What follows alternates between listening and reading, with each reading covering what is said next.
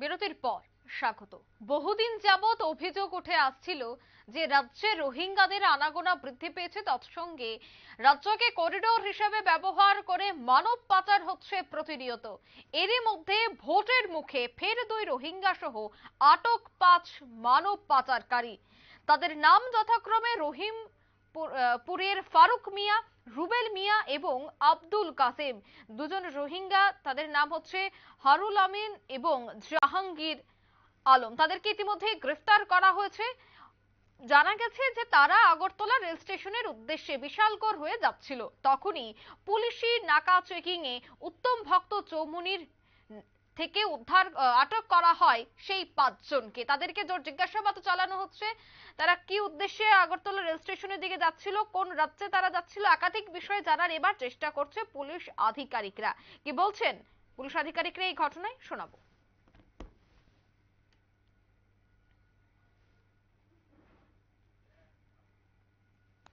আমরা ভায়োলেশন করেছিল, তার জন্য আটক করলাম এবং একটা গোপন ইনফরমেশনও ছিল।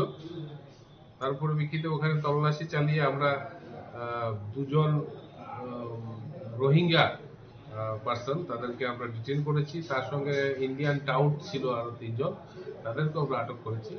এখন বিস্তারিত তাদের সঙ্গে কথা বলে আরো কিছু তথ্য বের করে যদি অন্য কিছু থাকে তাও বের করা হবে। স্যার এখানে তাদের নাম কি স্যার? যে রোহিঙ্গা যে লোক দুজন, তাদের নাম হচ্ছে হারুল, একজনের নাম হচ্ছে হারুল আর একজনের নাম হচ্ছে মোহাম্মদ জাহাঙ্গীর আলম। ইন্ডিয়ান যারা আছে ইন্ডিয়ানের নাম আছে, একজন নাম হচ্ছে মোহাম্মদ ফারুক মিয়া, একজনের নাম হচ্ছে আপনার আব্দুল কাসেম, আরেকজনের নাম হচ্ছে আপনার রুবেল। স্যার তারা কোথায় যাচ্ছিল? তারা তাদের বক্তব্য অনুযায়ী তারা তো বিভিন্ন কন্ট্রাডিক্টরি ইনফরমেশন বলছে তারা, কিন্তু আমাদের কাছে যে ইনফরমেশন ছিল তারা রেল স্টেশনের মাধ্যমে বোধহয় সম্ভবত এখানে গাড়িতে ছিল, মারুতি গাড়িটা ছিল। গাড়ি আমরা আটক করেছি। মানে এই 5 জনের মধ্যে গাড়ি চালক আছে? গাড়ি চালক আছে।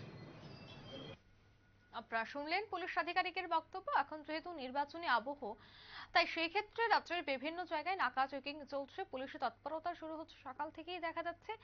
তাই বিশালগড়ের উত্তম ভক্ত চৌবনীতে পুলিশের কাছে আগেই গোপন খবরের ভিত্তিতে খবর ছিল, তৎসঙ্গে নাকা চেকিং এ যখন জোর তল্লাশি চালানো হয় তখনই একটি মারুতি গাড়ি থেকে সেই 5 জনকে আটক করে পুলিশ। জানা যাচ্ছিল যে তারা আগরতলা রেল স্টেশনের উদ্দেশ্যে বিশালগড় হয়ে রওনা দিচ্ছিল। অর্থাৎ অভিযোগ যে প্রতিনিয়ত রাজ্যকে করিডোর হিসেবে ব্যবহার করে এই রোহিঙ্গারা রাজ্যে প্রবেশ করছে, তৎসঙ্গে মানব পাচার কাণ্ডে জড়িত রয়েছে একাধিক পাচারকারীরা। এখন দেখার বিষয় যে জোর জিজ্ঞাসাবাদের পর তাদের মূল চক্রের মাস্টারমাইন্ডকে পুলিশ গ্রেফতার করতে সক্ষম হয় কিনা এবং যাদেরকে ইতিমধ্যে আটক করা হয়েছে তাদের বিরুদ্ধে কি পদক্ষেপ গ্রহণ করা হয়। নিয়ে নিচ্ছে ছোট্ট একটি বিজ্ঞাপন বিরতির সঙ্গে থাকুন।